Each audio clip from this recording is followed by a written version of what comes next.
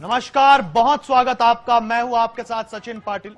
आप देख रहे हैं INS 24/7 और ये वक्त है 5 का पंच का कि गैस एजेंसियां हैं, वहां पे लोग लंबी कतारों में खड़े हैं और पेट्रोल जहां पंप्स हैं वहां पर भी इसी तरह की तस्वीरें सामने आ रही है। इसको लेकर भारत सरकार क्या कर रही है?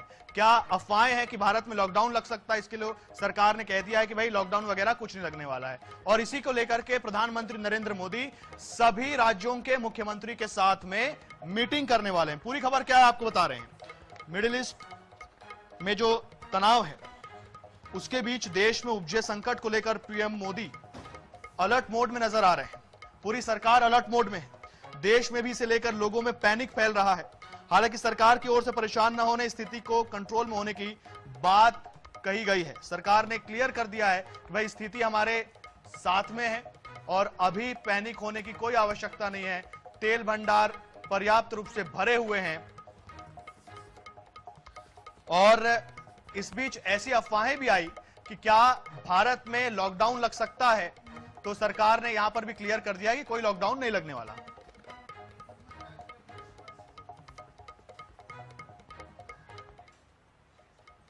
इस पर कानून मंत्री जो हैं किरण रिजिजू, उनका भी बयान आया है, वो आपको पहले सुना देते हैं। प्रधानमंत्री जी ने बहुत साफ तौर से बताया था कि पैनिक नहीं होना है। जमाखोरियों को चेतावनी दिया है, राज्य सरकारों को आह्वान किया है कि कोई इसमें होर्डिंग ना करे, पैनिक क्रिएट ना करे।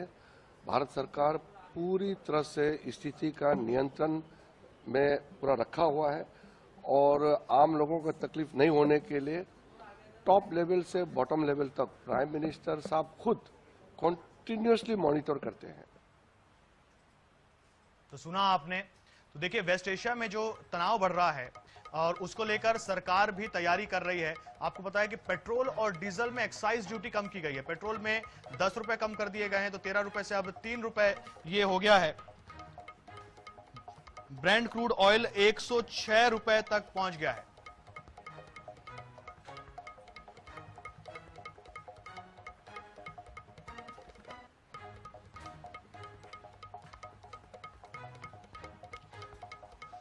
₹106 प्रति बैरल पहुंच चुका है डॉलर, जिस कारण तेल कंपनियों को महंगे दामों पर तेल का आयात करना पड़ रहा है। केंद्र सरकार ने तेल कंपनियों को बड़ी राहत देने के लिए पेट्रोल और डीजल पर एक्साइज ड्यूटी को कम कर दिया है। पेट्रोल पर एक्साइज ड्यूटी 13 रुपए से कम करके 3 रुपए कर दी गई है, जबकि डीजल पर एक्साइज ड्यूटी को 10 रुपए से घटाकर 0 रुपए कर दिया गया है।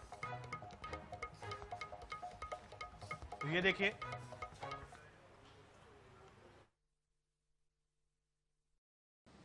वेस्ट एशिया में जिस तरीके से युद्ध के हालात बने हुए हैं, उसके बाद में पूरी दुनिया पर इसका असर देखने को मिलता नजर आ रहा है। पिछले कुछ दिनों से क्रूड ऑयल के दामों में लगातार इजाफा हो रहा था और आशंका थी कि आने वाले समय में तेल कंपनियां जो है पेट्रोल डीजल के दाम बढ़ा सकती हैं। ऐसे में केंद्र सरकार की तरफ से बड़ा फैसला लिया गया है, जहां पर एक्साइज ड्यूटी केंद्र सरकार की तरफ से कम की गई है।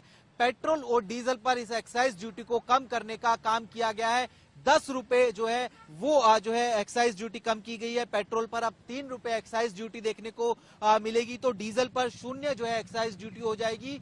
हालांकि अभी अगर हम बात करते हैं तो जो दिल्ली है वहां पर जो पेट्रोल और डीजल के दाम है उसमें किसी तरीके की जो गिरावट है वो देखने को नहीं मिल रही। आपको हम दिखा रहे हैं कि किस तरीके से जो स्पीड पेट्रोल है उसका दाम देखने को मिलता नजर आ रहा है। और इसके अलावा भी अगर हम बात करते हैं पेट्रोल और डीजल के दामों में, तो वो जो है एज इट इज बने हुए। डीजल के दाम 87 रुपए 67 पैसे जो है वो जो है बने हुए हैं। तो पेट्रोल के दामों की भी अगर हम बात करें वो भी जो है एज इट इज जो है 94 रुपए 77 पैसे जो है फिलहाल देखने को मिलते हुए नजर आ रहे हैं। आशंका थी कि आने वाले समय में जिस तरीके से लगातार क्रूड ऑयल के दाम बढ़ रहे हैं अंतर्राष्ट्रीय मार्केट में, उससे जो तेल कंपनियां हैं वो अपने जो दाम है वो कहीं ना कहीं जो है बढ़ाती हुई जो है नजर आ सकती है।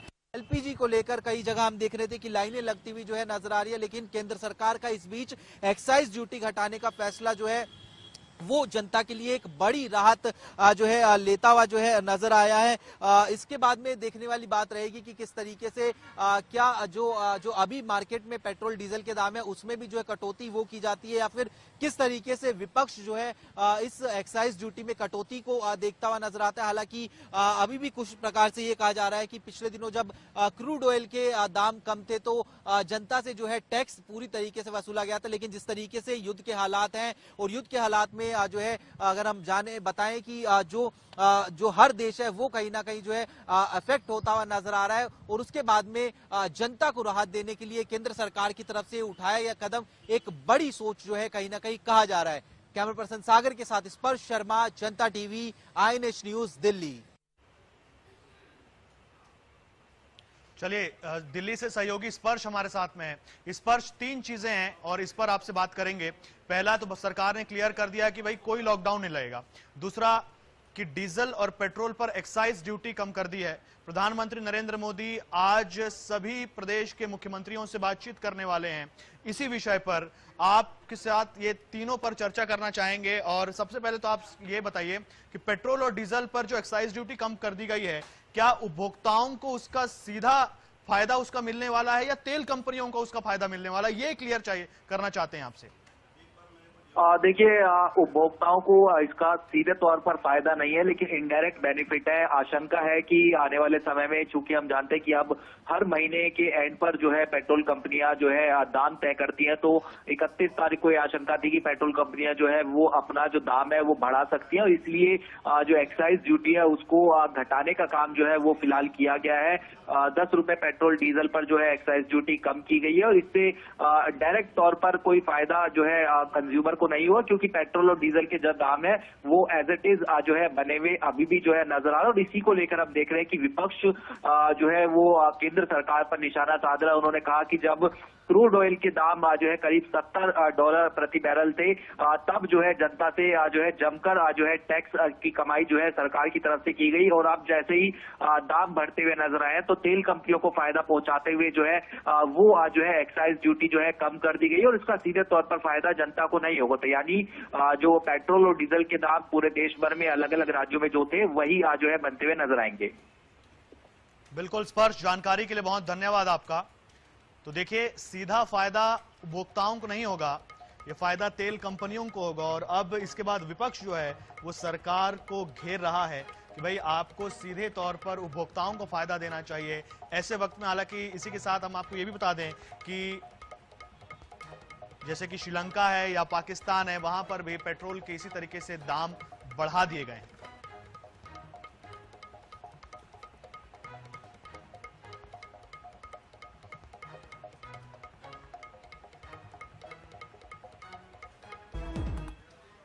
नक्सल उन्मूलन अभियान पर छत्तीसगढ़ को बहुत बड़ी सफलता मिलने जा रही है, क्योंकि कांकेर जो है वो नक्सल मुक्त होने वाला है। आज भी बड़ी संख्या में नक्सली सरेंडर करने वाले हैं। क्या है पूरी खबर आपको बता रहे हैं। छत्तीसगढ़ के पकांजूर क्षेत्र से बड़ी खबर सामने है। कांकेर जिला अब नक्सल मुक्त होने की ओर बढ़ रहा है। नक्सल खात्मे की तय डेडलाइन में केवल 4 दिन शेष हैं, यानी कि 31 मार्च की ये डेडलाइन है जब पूरा भारत नक्सल मुक्त हो जाएगा, यह सरकार का दावा है। जानकारी के अनुसार ACM रूपी रेड्डी और DVCM चंदर कतलाम सहित 19 नक्सली सरेंडर करने वाले हैं। ये सभी नक्सली कंपनी नंबर 5 और परतापुर एरिया कमेटी से जुड़े बताए जा रहे हैं। बताया जा रहा है कि सभी नक्सली कोयली बेड़ा के रास्ते जिला मुख्यालय पहुंचेंगे। सरेंडर के बाद कांकेर जिला पूरी तरह नक्सल मुक्त घोषित किया जा सकता है। तो ये इस खबर का सबसे महत्वपूर्ण अंग है कि इस बड़े सरेंडर के बाद कांकेर जिला नक्सल मुक्त घोषित किया जा सकता है, यानी कांकेर में अब कोई नक्सली नहीं रहेगा। सहयोगी सुमित बड़ई हमारे साथ में है। सुमित, ये बहुत अच्छी खबर है कि अब बड़ी संख्या में नक्सलियों के सरेंडर के बाद कांकेर जिला नक्सल मुक्त घोषित किया जा सकता है। जी बिल्कुल, मैं आपको बता दूं, जो कांकेर जिला है ये अति नक्सल प्रभावित क्षेत्रों में इसकी गिनती की जाती थी किसी समय में, और ये बहुत ही अच्छी, एक बड़ी और एक सकारात्मक खबर जो अब निकलकर सामने आ रही है कि जो बचे 19 नक्सली है कंपनी नंबर 5 और प्रतापपुर एरिया कमेटी के जो सक्रिय 19 जो नक्सली है उनका भी जल्दी सरेंडर किया जाना है। आज ही के जो एक खबर निकल कर सामने आ रही है कि कोयलीबेड़ा के रास्ते होते हुए जो है वो कांकेर मुख्यालय की ओर अग्रसर हो रहे हैं और इसी के सामने जो है अपने हथियार जो डालेंगे, ये खबर निकल कर सामने आ रही है। और निश्चित मैं आपको ये भी बता दूं कि 31 मार्च 2026 जो डेडलाइन राज्य के गृह मंत्री द्वारा जो तय की गई थी, देश के गृह मंत्री द्वारा जो डेडलाइन तय की गई थी उसमें मात्र 4 दिन शेष बचे हुए हैं और इन्हीं 4 दिनों में जो लगातार आईएसपी आईजी द्वारा जो अपील की जा रही थी और अपील के साथ चेतावनी भी दी जा रही थी कि आप मुख्य धारा में लौट आइए, नहीं तो हमारे जो ऑपरेशन है उनको और तेज कर दिया जाएगा। और कहीं ना कहीं उसी का जो ये सकारात्मक जो प्रभाव पड़ता नजर आ रहा है कि जो नक्सली जो है वो अब चाहते हैं कि वे मुख्य धारा में लौट जाए। लगातार जिस प्रकार से नक्सल उन्मूलन के अभियान चलाए जा रहे हैं, एंटी नक्सल ऑपरेशन चलाए जा रहे हैं, इन्हीं सारी गतिविधियों को देखते हुए अब जो नक्सली हैं वो मुख्य धारा में जोड़ने की कोशिश कर रहे हैं। मैं आपको बता दूं ये जो 19 नक्सली हैं, इन 19 नक्सलियों में जो बड़े 2 नाम हैं, एक है चंदर कतलाम जो डीवीसीएम रैंक के नक्सली हैं और एक है रूपी रेड्डी जो एसीएम रैंक के कैडर कॉमरेड माने जा रहे हैं। और ये दोनों के साथ जो 19 नक्सली बचे हुए हैं, अगर जैसे ही इन 19 नक्सलियों की सरेंडर हो जाते हैं तो ये जो कांकेर जिला है ये पूरी तरह से नक्सल मुक्त होने का दावा किया जा रहा है, क्योंकि यही जो नक्सली बचे हुए हैं, आंकड़े की बात करें कल भी परसों भी 5 या 6 नक्सली जो है मानपुर मोहल्ला से भी जो गिरफ्तार किए गए हैं, उन्हें भी कांकेर। जी सुमित, जानकारी के लिए बहुत धन्यवाद आपका। देखिए 19 नक्सलियों का सरेंडर और हो सकता है कि कांकेर जिला नक्सल मुक्त घोषित किया जाए।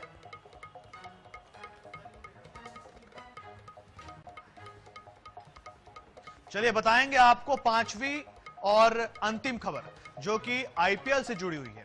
आईपीएल 2026 के लिए शेड्यूल जारी कर दिया गया है और 2 मैचेस राजधानी रायपुर में होने हैं। क्या है पूरी खबर आपको बता रहे हैं। क्रिकेट प्रेमियों के लिए बड़ी खुशखबरी है।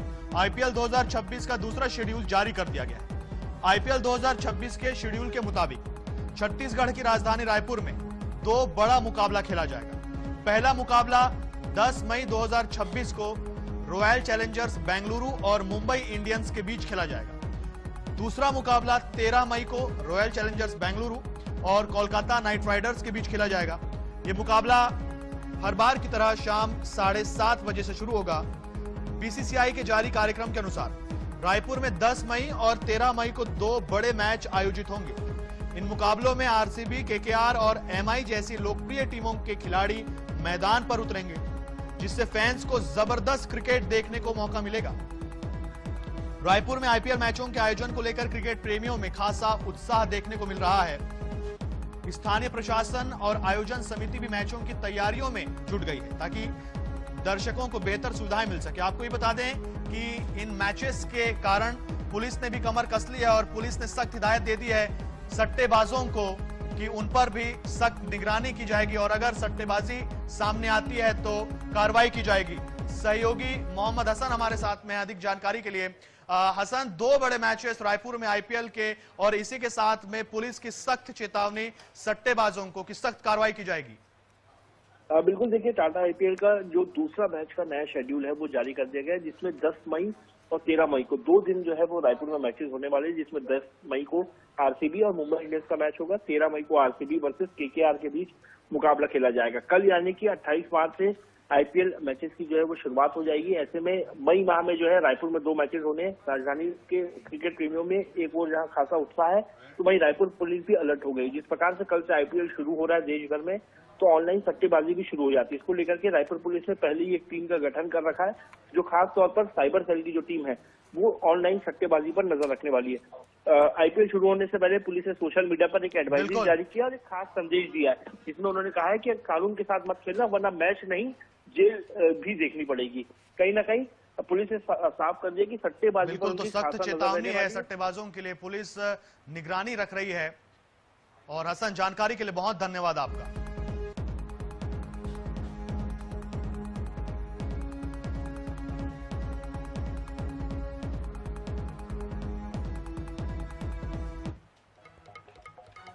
और इसी के साथ इस बुलेटिन में इतना ही। देश और दुनिया से जुड़े रहने के लिए देखते रहिए INS 24/7। मुझे दीजिए इजाजत, नमस्कार।